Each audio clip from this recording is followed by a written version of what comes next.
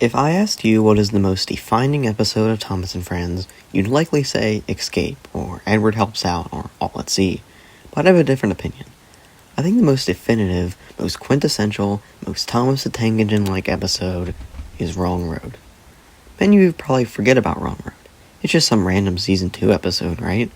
No, Wrong Road is more than that. Wrong Road's plot goes as follows. Branch line and Sodor don't have the same structural support that the main line has, so mainline engines aren't allowed on the branches. Gordon thinks branch lines are vulgar, which is why he isn't allowed on them. He also ends up insulting Boko. A mix-up occurs in which Gordon's driver mistakes a large green hat for the green flag and departs early. By the time he's brought back, Edward has to leave. However, the signalmen aren't alerted of the delay and send Edward on the main line. Gordon is sent down the branch line. When he wakes up the next day, Bill and Ben tease him, to which Boko comes along and chases the two away. Gordon is grateful for Boko saving his life. So, how is Wrong Road defining? Well, let's go over each aspect of the episode. First, the visuals. Thomas has always had a distinct style. Real models on real sets with practical effects over special effects. Wrong Road showcases how amazing the sets and camera work of Season 2 truly are. The shots of the yard, harbor, watermill, and all of the night shots are incredible. Also like the continuity of the viaduct being repaired. It's also atmospheric without sacrificing good pacing. Second, the music. Like the visuals, Thomas had a distinct music style. Despite the change between Seasons 2 and 3 thanks to Tugs, the music still felt like it was from the same show. Season 2, in my opinion, has the best themes, using synths to make such beautiful pieces. I want to highlight two particular tracks from this episode. These are Edward's theme and the Watermill theme. Just listen and hear for yourself.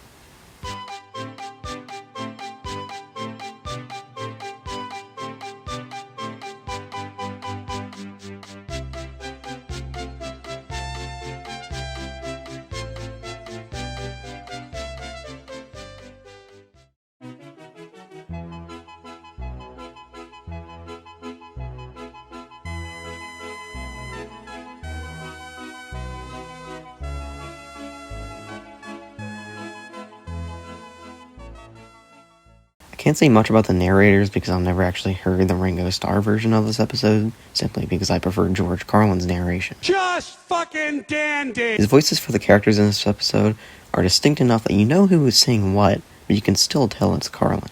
Third, the story and script. Classic Thomas never played down the kids, and this is a prime example. They don't outright state the moral, but it's certainly there. I've always liked when stories have a character say something in the beginning, then it comes back later and is used against them, which this episode does wonderfully. Branch lines are vulgar. Gordon never comes on the branch lines.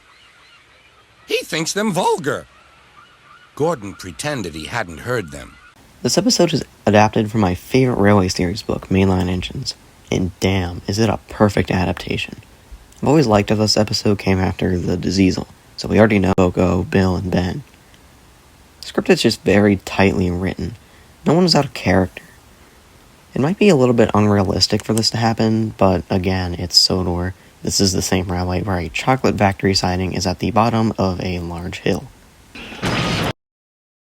So after all of that, we can now see how Wrong Road checks all of the boxes. Excellent visuals, fun story, wonderful music, great characters, etc. Now I want to make it clear that this is not my favorite episode in the entire show. It's up there for sure, but it's not my number one. I'm planning on making a top 10 or some kind of best episodes list later.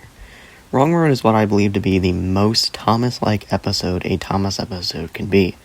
And with that, I would like to thank you for watching. There may or may not be more videos like this later on, depending on how this video in particular does, and I'm planning one about Ratboy Genius, aka Ryan Dorn, so stick around for that.